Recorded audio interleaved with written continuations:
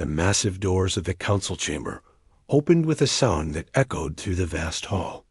Ambassador Jiho walked forward, his polished shoes clicking against the crystalline floor. Behind him, Dr. Minji carried a small data device containing everything humanity wanted to share with the galaxy. Captain Hyan watched from the viewing gallery above, his jaw tight as he observed the alien beings that filled the chamber. The council chamber was beyond anything Earth had ever built. It stretched upward for what seemed like miles, with floating platforms where different species sat in their designated areas.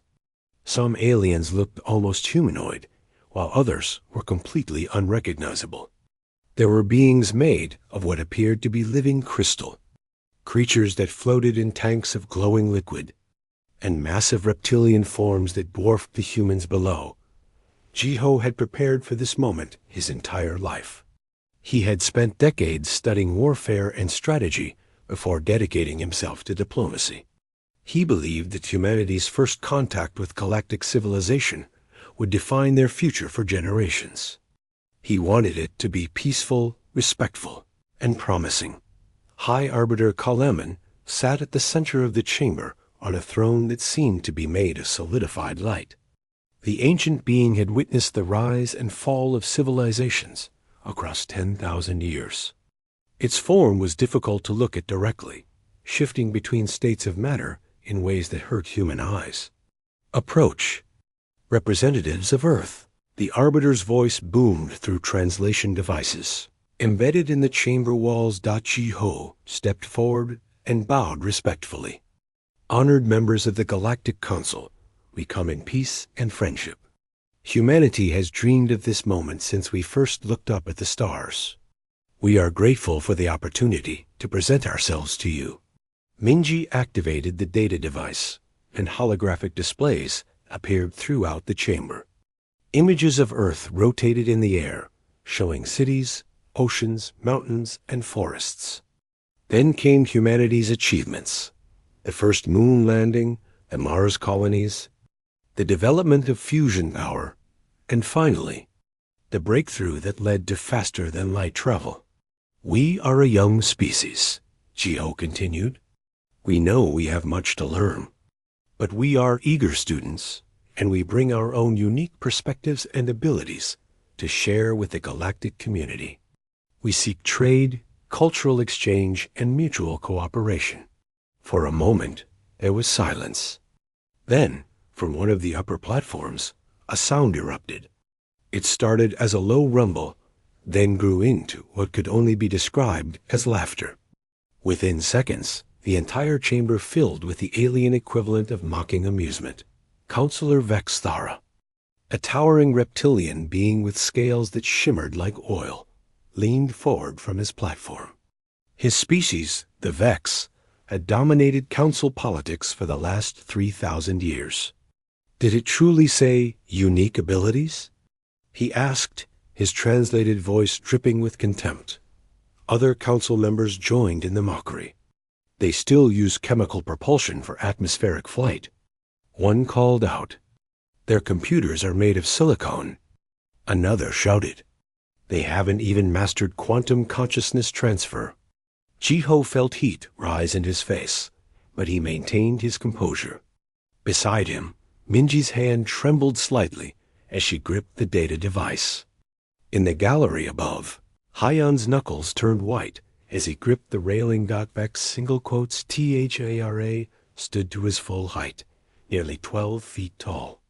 Let me be clear, humans.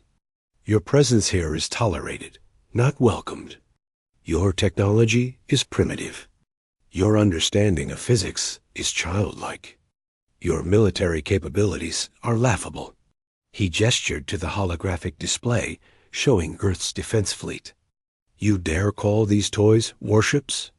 A single council patrol vessel could destroy your entire fleet without sustaining damage. The Arbiter raised one crystalline appendage, and the chamber fell silent. The council must vote on the status of this newly discovered species. What followed was a quick and devastating process. Of the 47 council species, 42 voted to classify humanity as a protected species, which Jiho quickly learned was just a polite term for subjugation. 3 species abstained from voting. Only 2 voted in favor of granting humanity provisional membership. Vexthara smiled, showing rows of sharp teeth. The Council has spoken. Humanity will be restricted to its home system. You will not expand beyond your current territories. All trade will be conducted through Council-approved intermediaries, who will ensure you do not obtain technologies beyond your ability to safely use. You will submit quarterly reports on your activities.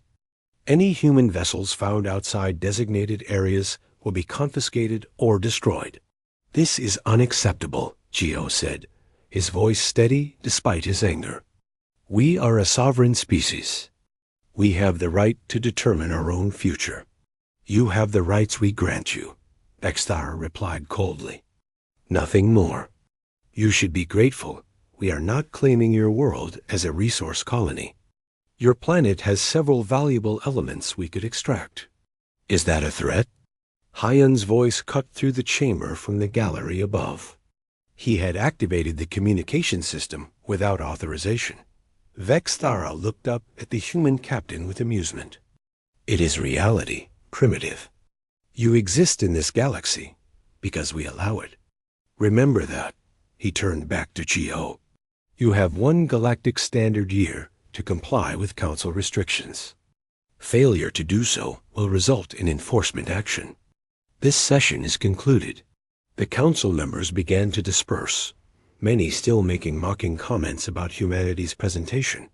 Jiho stood in the center of the chamber, feeling the weight of failure crushing down on him. Minji touched his arm gently. Ambassador, we should return to the ship, she said quietly. Jiho nodded slowly. As they walked back toward the exit, he pulled out a small communication device.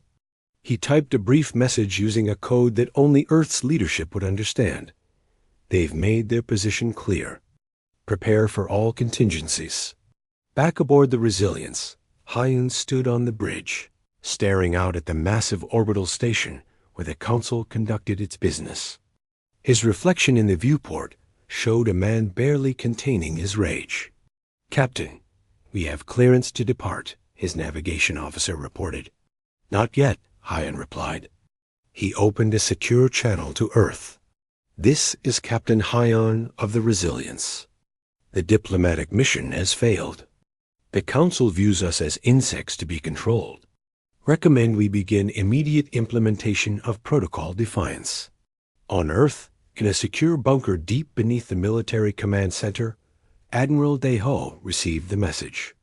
He looked at the assembled leaders of humanity's unified government and nodded grimly. They've underestimated us, he said. They think we'll simply roll over and accept chains. They're about to learn why that's a mistake. The wheels of war had begun to turn. 6 months had passed since the humiliation at the Council chambers. To any observer watching Earth's transmissions, humanity appeared to be complying with the Council's demands. News broadcasts showed Earth's government publicly agreeing to the restrictions.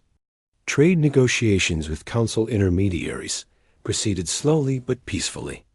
The human defense fleet remained in the solar system, apparently accepting its containment dot, but beneath the surface.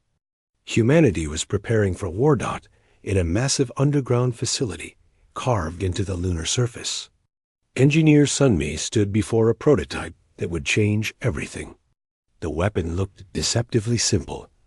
A magnetic acceleration cannon that fired solid projectiles at a fraction of the speed of light.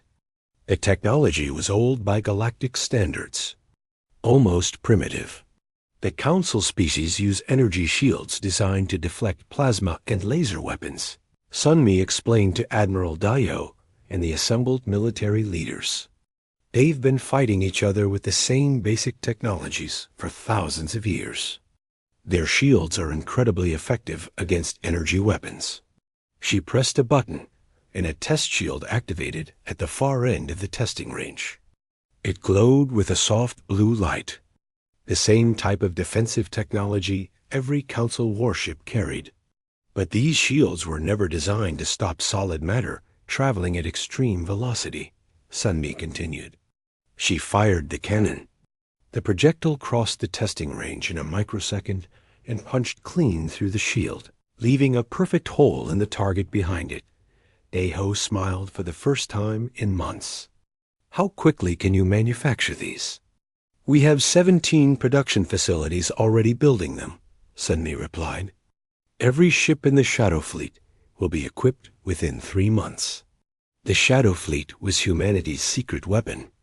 While the Council watched Earth's official military vessels patrol the solar system, humanity had been building a second fleet in the darkness beyond Neptune's orbit. Automated construction facilities worked around the clock, assembling warships in the cold void where Council sensors rarely looked. Commander Taiyang oversaw the construction of hidden bases in uncharted systems that Council surveys had marked as uninhabitable. His special operations teams had discovered that the Council's maps were often thousands of years old. The galaxy had changed in that time, but the complacent Council had never bothered to update their records. We've established staging bases in 7 systems, Taiyang reported during a secure conference. All of them are in regions the Council considers worthless. We can use these as supply depots and rally points. Ambassador Jiho continued his apparent negotiations with the Council, buying precious time with delays and bureaucratic obstacles. He had become an expert at scheduling meetings that led nowhere, at requesting clarifications on points that didn't need clarifying, at appearing cooperative while accomplishing nothing. During one such meeting, a minor Council functionary grew frustrated. Your species is deliberately delaying implementation of the restrictions. The alien accused Jiho spread his hands innocently. We are simply ensuring we understand every requirement completely. Surely the Council appreciates thoroughness? We want to comply perfectly with every regulation. The functionary couldn't argue with that logic without admitting the regulations were designed to be impossible to follow. Perfectly. Dr. Minji had been studying the Council species extensively. She discovered something that shocked her. These ancient civilizations had forgotten how to truly innovate. They refined existing technologies, made incremental improvements, but they hadn't developed genuinely new approaches to warfare in millennia. They're victims of their own success, she explained to Admiral Daeho. When you dominate the galaxy for 10,000 years, you stop thinking about new threats. They fight the way they've always fought because it's always worked. They can't imagine someone approaching warfare differently. This insight shaped humanity's entire strategy. Instead of trying to match Council technology, they would use approaches so old or so unconventional that the Council wouldn't know how to respond. In shipyards around Jupiter's moons, engineers installed close-range missile systems on human warships. The Council had abandoned missile technology 5,000 years ago in favor of directed energy weapons. Their point defense systems were optimized to stop energy attacks, not physical projectiles. Humanity also weaponized something the Council considered beneath them: information warfare. Hackers worked to understand Council computer systems, finding vulnerabilities in software that had remained basically unchanged for centuries. The Council's cyber defenses were designed to prevent other Council species from stealing data, not to stop completely alien intrusion methods. But the preparations couldn't remain hidden forever. The Council sent a compliance fleet to enforce their will. Vextara made the announcement personally, his image broadcast across every human colony. The Council's patience is exhausted. You have had sufficient time to comply with our restrictions. A peacekeeping fleet will arrive at your system in 10 days. You will surrender all military vessels and submit to Council oversight. Resistance will be met with overwhelming force. The broadcast showed the compliance fleet, 20 massive warships, each one larger than anything humanity had ever built. Their weapons could crack planets. Their shields could withstand sustained bombardment from multiple directions. By any logical measure, humanity stood no chance. Vexthara smiled into the camera. I advise your leaders to be reasonable. The Council does not wish to harm you, but we will not tolerate defiance. Surrender peacefully, and you may retain some autonomy. Resist, and we will be forced to treat you as rebels. The broadcast ended, and across Earth, people watched in fear. Many called for the government to surrender. Some prepared to flee to the outer colonies, hoping to escape the coming storm. Others simply went about their lives, refusing to believe the war would truly happen. In the military command center, Admiral Daiho watched the same broadcast with different eyes. He saw the arrogance, the absolute certainty of victory. He saw an enemy that had never known defeat, that couldn't imagine losing. Captain Hyan stood beside him. They're coming with only 20 ships. They think that's overwhelming force, Daiho replied. They've calculated that number based on our known capabilities. They don't know about the Shadow Fleet. No, they don't. Daiho pulled up a tactical display showing the solar system. Red markers indicated where the Council fleet would likely enter the system. Blue markers showed the positions of Earth's official defense fleet. And green markers, invisible to everyone except those with the highest clearance, showed where the Shadow Fleet waited in the darkness. We let them come in confidently, Daiho said. We let them think they're facing an easy victory. Then we show them what happens when you underestimate humanity. Jiho appeared on the display via video link. Admiral, I've exhausted every diplomatic option. The Council won't negotiate. Vexthara has convinced them that making an example of us will discourage other species from challenging Council authority. Then we'll make an example of our own, Daiho replied. We'll show the galaxy what happens when you back humans into a corner. Lieutenant Junho, a young pilot who had been training in the new fighter craft, listened to the conversation from his position in the lunar base. He was 23 years old and had never seen real combat. In 10 days, that would change forever. Around Earth, the defense fleet took up positions. To Council observers, it looked like a desperate attempt to defend the homeworld. In reality, it was bait. The trap was set. Now humanity just had to wait for the predator to walk into it. The Council compliance fleet emerged from faster-than-light travel at the edge of Earth's solar system, exactly on schedule. 20 massive warships, each bristling with weapons that had conquered 100 worlds. Councilor Vexthara commanded the fleet from his flagship, the Righteous Authority. A vessel 3 kilometers long and powerful enough to reduce Earth's surface to molten glass. Scan the system, Vexthara ordered. Locate all human military vessels. His sensor officer worked quickly. Sir, detecting 18 human warships in defensive formation around the 3rd planet. Analysis indicates they are the same vessels cataloged during our initial survey. Vexthara felt satisfaction settle over him.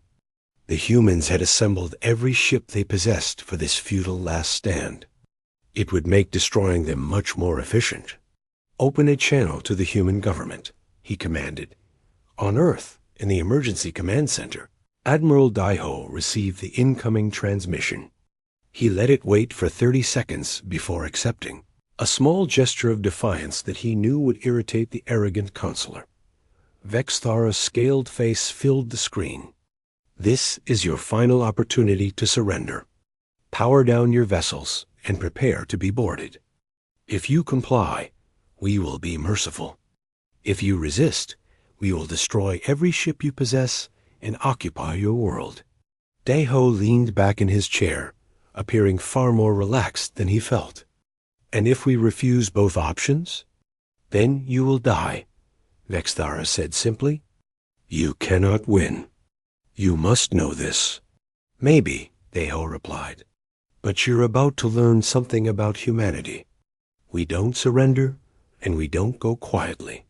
He cut the transmission before Vexthara could respond.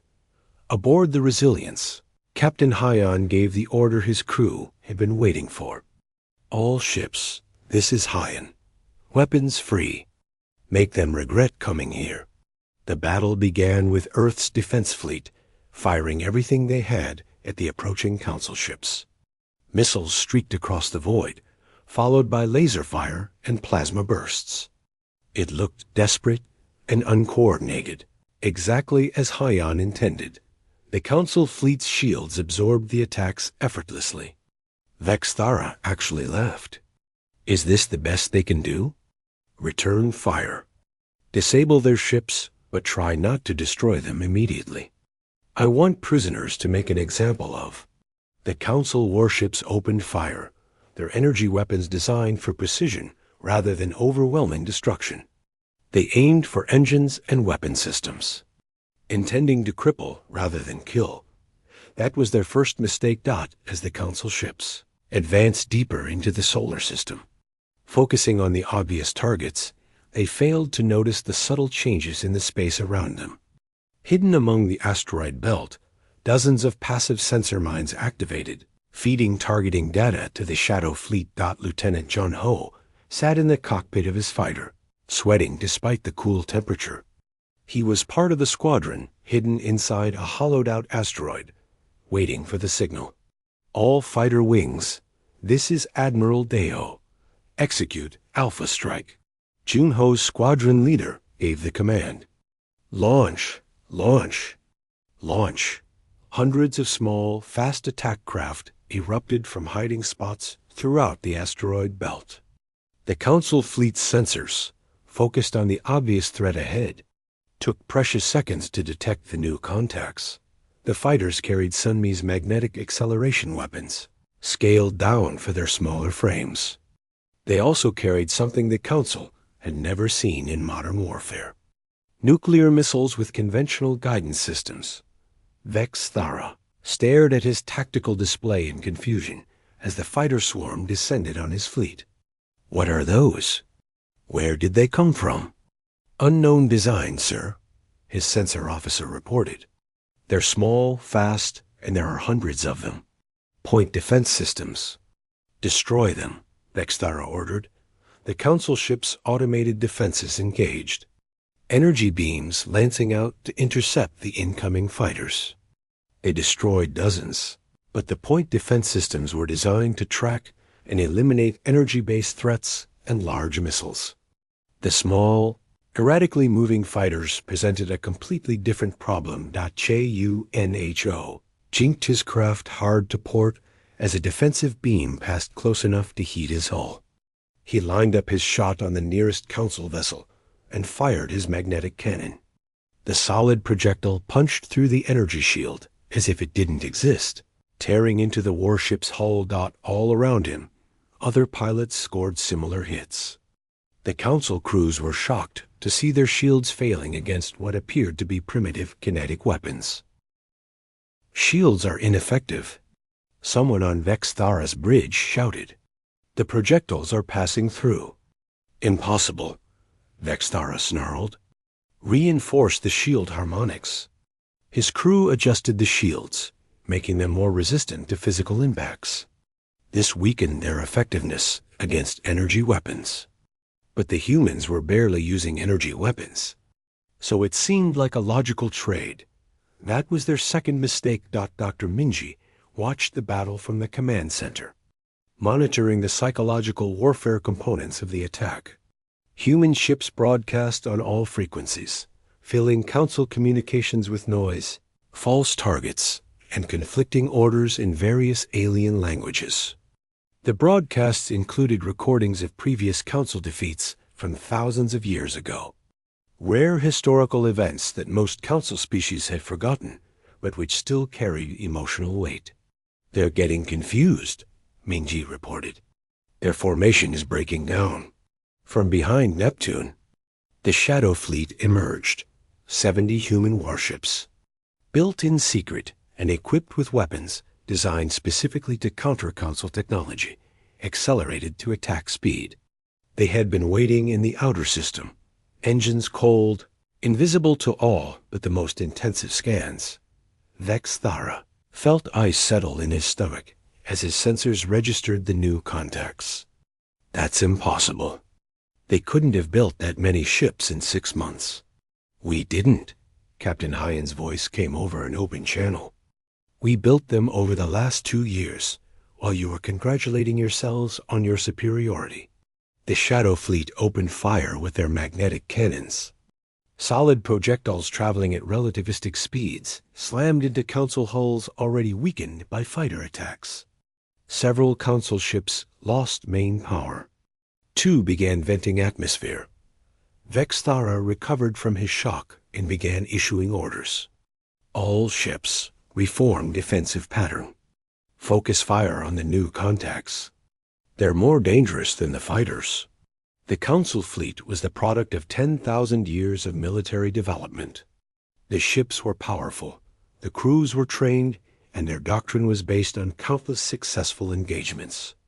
They adapted quickly to the new threat, rotating to present the strongest parts of their shields toward the Shadow Fleet. But then the nuclear missiles, ARRIVEDJUNHO Squadron, had launched their entire payload before retreating. The missiles were crewed by galactic standards, but they were also completely unexpected. Council point defenses had been recalibrated to track the fighters, and the missiles slipped through nuclear fire blossomed against Council hulls. The explosions themselves did little damage to ships designed to withstand plasma torpedoes. But the electromagnetic pulses wreaked havoc on systems that had never been hardened. Against such primitive effects, 3 Council ships went dark. Their computers crashed by the EMP blast. Hyan pressed the advantage ruthlessly. All ships, target the disabled vessels. Fire at will. The battle turned into a chaotic melee. The Council fleet still had superior firepower and defenses, but they were fighting an enemy that refused to behave predictably. Human ships used tactics that had been obsolete for millennia, employing ramming vectors, debris clouds, and psychological warfare in ways the Council couldn't counter effectively. Vexthara realized with horror that he was losing. Not just losing the battle, but potentially losing his entire fleet to what he had called primitives. Retreat, he ordered, the word tasting like poison. All ships fall back to the jump point. The surviving Council vessels turned and ran, their faster-than-light engines charging for emergency jumps. Human ships pursued, scoring hits on the slowest vessels. By the time the Council fleet escaped, they had lost 6 ships completely destroyed and 8 more heavily damaged. Silence fell across the solar system as the last Council ship vanished into faster-than-light travel. Admiral Daiho stood in the command center, barely able to believe what had happened. Around him, his staff began to cheer, but he raised a hand for silence. This was just the first battle, he said quietly. Now the real war begins. The Council will return with everything they have.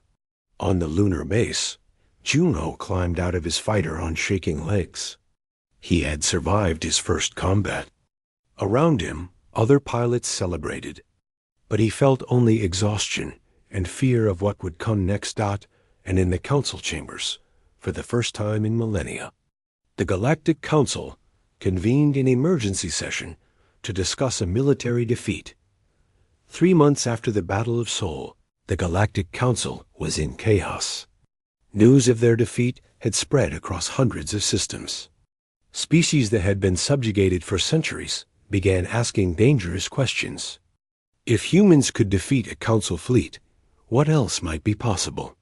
Admiral Deo stood on the bridge of the newly commissioned battleship Indomitable, studying tactical displays of Council territory. Humanity had won the first battle, but they couldn't afford to wait for the Council to regroup and return with overwhelming force. We take the fight to them, Deo had argued before Earth's unified government.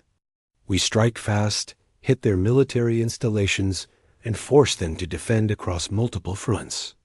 If we sit in our system waiting, they'll come back with 500 ships instead of 20. The government had agreed, though the decision terrified them. Humanity was about to invade the territory of an empire that had ruled the galaxy for 10,000 years. Captain Hyan commanded the First Strike Force, 12 ships equipped with the latest weapons and carrying elite marine units, led by General Bowman.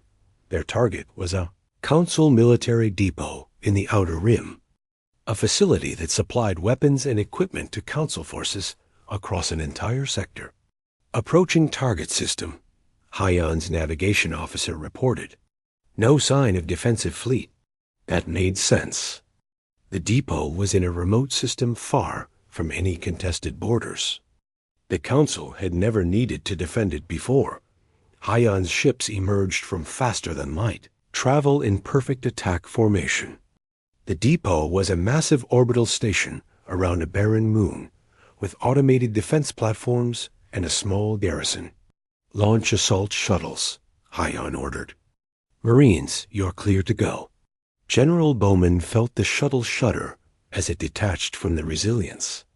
Around him, 200 Marines checked their weapons and armor. They were about to become the first humans to fight a ground battle against alien forces. The automated defenses opened fire as the shuttles approached. But Sunmi's electronic warfare teams had been studying Council computer systems for months. Within seconds, they hijacked the defense network and turned the weapons against each other. Bowman's shuttle crashed through the station's hull, and the Marines poured out into a corridor designed for beings much larger than humans. Emergency alarms blared. Council security forces scrambled to respond. The first exchange of fire lasted less than a minute. Council guards carried energy weapons optimized for fighting other Council species. They expected enemies to take cover and return fire in a tactical manner. Instead, the human Marines used speed and aggression, advancing under covering fire and throwing old-fashioned fragmentation grenades. They're not stopping. A Council guard transmitted in panic before a human rifle. Round punched through his armor. Bowman led his unit deeper into the station, following maps created from stolen Council data. Their objective was the main computer core and the depot's supply manifests. They encountered heavier resistance as they approached the core, but the Council guards were trained for ceremonial duty as much as combat. They had never fought an enemy this aggressive or unpredictable within 2 hours. Bowman stood in the computer core, downloading terabytes of Council military data. Package secured, he reported to Hyan, ready for extraction.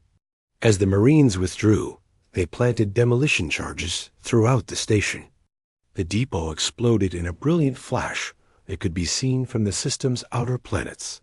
News of the raid spread quickly. Ambassador Ji-Ho made sure of that, broadcasting footage of human Marines storming a Council military installation. He also released information the Marines had discovered, evidence that the Council had been exploiting minor species, taking resources and technology while providing almost nothing in return.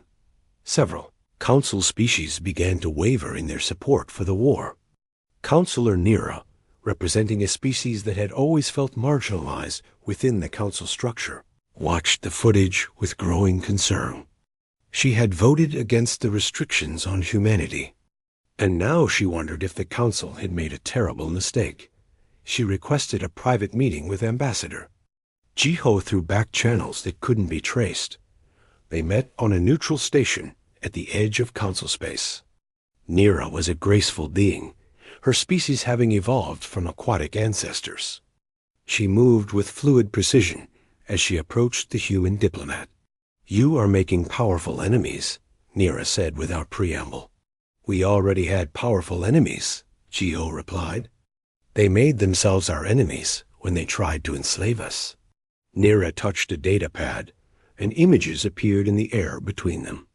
"This is what Vexthara is planning. He has convinced 5 major Council species to commit their fleets to a coordinated assault on Earth. 300 warships will attack your homeworld within 2 months." Ji-Ho felt his blood run cold. But he kept his expression neutral. "Why are you telling me this?" "Because I have watched the Council become corrupt," Nira said. "We were supposed to be a force for peace and cooperation. Instead, we have become conquerors who call our victims protected species. Your resistance has exposed this truth. Some of us want reform, but we cannot fight the dominant factions alone. What are you proposing? An alliance? Not all Council species support this war. If you can prove that humanity deserves respect rather than subjugation, we can help you politically. Perhaps we can even end this war without destroying half the galaxy." Jiho considered carefully. "We would need guarantees. Protection for your species if this becomes public." "I understand the risks," Nira said. "But I also understand that if Vex Thara wins this war, the Council will never change. Your species will be the first of many to be crushed." Meanwhile, Hyon's fleet continued their campaign. They hit 3 more military installations in rapid succession, avoiding major battles, but destroying infrastructure and gathering intelligence. Each raid was broadcast across the galaxy, showing that the Council was not invincible. Dr. Minji analyzed the psychological impact of the campaign. "We're not just winning military victories," she reported during a strategy session. "We're winning the information war. Every attack shows that the Council can be beaten. Species that have been afraid for centuries are starting to believe they don't have to be." But the Council was adapting. After the 4th raid, Hyon's fleet walked into a trap. A supposedly undefended supply depot turned out to be bait, surrounded by a hidden fleet of 30 Council warships. "Ambush!" Hyon's tactical officer shouted. Council ships decloaking on all sides. Hyon's 12 ships were outnumbered and surrounded. Running would mean abandoning the Marines still on the depot station. Fighting would likely mean destruction. "All ships, implement scatter pattern Omega," Hyon ordered. "Marines, expedite extraction. We're leaving in 5 minutes, whether you're aboard or not." The human ships broke formation, each vessel taking evasive action while laying down covering fire. It was controlled chaos, but it prevented the Council fleet from focusing their fire effectively. "General, Boeing received the extraction order while his teams were still downloading data from the depot's computers. We need 3 more minutes." "You have 2, Hyon replied. The Marines ran for their shuttles as Council forces closed in. Boeing was the last one aboard, diving through the closing hatch as energy weapons scorched the air behind him. The shuttles rocketed back toward the human ships under heavy fire. 2 shuttles were destroyed, their crews lost. The rest made it aboard, just as Hyon gave the order to retreat. The human fleet scattered in different directions, forcing the Council ships to split up if they wanted to pursue. It was a fighting retreat, with human ships taking damage but surviving. When they finally escaped to faster-than-light travel, Hyon had lost 2 ships and nearly 50 Marines. But they had also captured data on Council fleet movements, supply routes, and defensive positions. Was it worth the cost? Junho asked quietly. The young pilot had been flying combat air patrol during the retreat and had watched the 2 shuttles die. "Every casualty matters," Hyon replied. "But so does every piece of intelligence we gather. This war isn't about glory or revenge. It's about survival. We do what we must." Back on Earth, Admiral Deho studied the intelligence Hyon's fleet had gathered. The data confirmed what Nira had warned Jiho about. A massive Council fleet was assembling for an overwhelming assault on humanity's home system. "We can't win a direct battle against 300 ships," Deho said to his staff. "We need to change the equation." Sunmi had been working on new weapons, but even she looked doubtful. "Admiral, even with our advantages, we don't have the numbers.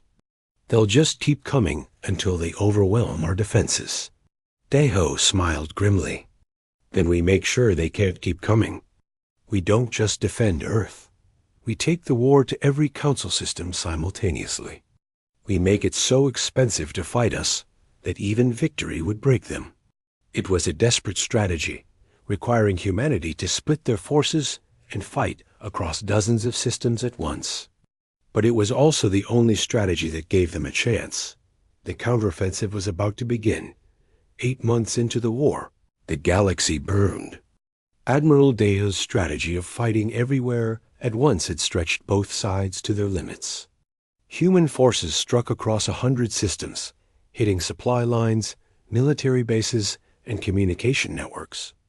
The Council was forced to defend territory they had taken for granted for millennia, but the cost was terrible. Humanity had lost nearly 40% of their fleet and thousands of soldiers. Earth's shipyards worked around the clock, building replacements faster than they were destroyed. But everyone knew the mathematics couldn't continue forever. Counselor Vexthara had grown increasingly desperate and angry. He had convinced the hardline factions to support one final massive offensive that would end the war. 300 warships had assembled at the Crossroads Nebula, a strategic location that would allow them to strike at both Earth and humanity's forward bases simultaneously. Captain Hyon studied the intelligence reports with growing dread. The Council fleet wasn't just large, it was equipped with weapons that had been banned for thousands of years. Vexthara had authorized the use of planet-killing devices, antimatter bombs, and biological weapons. He's willing to commit genocide to win, Dr. Minji said quietly. If he reaches Earth with that fleet, our world will die. Admiral Daya called an emergency meeting of all human commanders. The holographic conference room was filled with tired, battle-worn officers who had been fighting for months without rest. We can't let that fleet reach Earth, Deo said simply. We have to stop them at the Crossroads Nebula. General Bowman, his marine armor still scarred from the last battle, shook his head. Admiral, we have maybe 120 operational ships. They have 300. Even with our tactical advantages, those numbers will overwhelm us. I know, Deo replied, but we have one advantage they don't expect. We have allies now. Counselor Nira had been working in secret with other reform-minded council species. The intelligence and political support she had provided had been invaluable. Now, she was taking the final, most dangerous step. 40 ships from 6 different council species will join your fleet at the Crossroads, Jiho reported from his diplomatic post. Nira has convinced them that Vexthara has gone too far, that his use of banned weapons threatens the entire galactic order. It still wouldn't be enough. Even with the allied council species, humanity would be outnumbered nearly 2 to 1. Lieutenant Jungho sat in his fighter aboard the Resilience, checking his weapons for the 100th time. Around him, other pilots prepared in silence. Everyone knew this would be the decisive battle. If they won, there might be peace. If they lost, Earth would burn. The human fleet and their new allies assembled at the edge of the Crossroads Nebula. The nebula itself was a massive cloud of gas and dust that interfered with sensors and communications. It was the perfect place for an ambush, which was exactly what both sides had planned. Vexthara arrived first, his fleet emerging from faster-than-light travel in perfect formation. "Scan the nebula," he ordered. "The humans are here somewhere." His sensors detected the human fleet almost immediately, positioned at the nebula's center. But they also detected something unexpected: council ships flying alongside the human vessels. "What is this?" Vexthara demanded. "Identify those council vessels." "They're broadcasting alliance codes with the humans, sir," his communications officer reported. "It looks like they're declaring support for the human position." Vexthara felt rage consume him. Traitors, council species fighting alongside primitives against their own kind. It was unthinkable, but it was happening. "All ships advance," he ordered. "Destroy them all." Anyone who sides with these humans is a rebel and will be treated as such. The largest space battle in galactic history began. Hyan commanded the human forces from the Resilience. All ships, execute Plan Delta. Make every shot count, because we won't get second chances. The two fleets collided in the heart of the nebula. Energy weapons carved through the gas clouds, creating brilliant displays of light and color. Missiles crossed the void by the thousands. Ships exploded in balls of fire that briefly outshone nearby stars. The human ships used the nebula to their advantage, appearing from the gas clouds to strike, and then vanishing before the Council fleet could respond effectively. The Allied Council ships fought with desperate courage, knowing they had just made themselves traitors in the eyes of the dominant factions. Jinho's squadron screened the human capital ships, intercepting enemy fighters and launching attack runs on Council vessels. The battle was chaos, impossible to track or understand. He simply flew, fought, and survived from one moment to the next. General Bowman led boarding actions against crippled Council ships, his Marines capturing vessels when possible rather than destroying them. Each captured ship provided intelligence and resources humanity desperately needed. For 6 hours, the battle raged. Ships on both sides burned and died. The nebula became a graveyard of wreckage and bodies. Vexthara watched his fleet slowly being destroyed by an enemy he had dismissed as primitive just months ago. His ship shuddered as human magnetic cannons tore through its shields. "Sir, we've lost 40% of the fleet," his tactical officer reported. "Recommend we withdraw and regroup." "No," Vexthara shouted. "We end this here. All ships, full assault. I don't care about the cost." It was the order of a desperate commander who knew he was losing. The Council fleet abandoned tactical discipline and charged the human lines in a final, massive push. Hyan saw the change in enemy tactics and recognized it for what it was: a last desperate gamble. "All ships, hold the line. Don't let them through." The fighting reached a crescendo of violence. Ships grappled at ranges so close that their hulls scraped against each other. Marines fought hand-to-hand on breached decks. Fighters strafed capital ships at point-blank range. Then, on the edge of the battle, something changed. High Arbiter Kalaman arrived with the Council peacekeeping fleet, 50 ships that served as the Council's neutral enforcers. For a moment, everyone expected the Arbiter to join Vexthara's assault.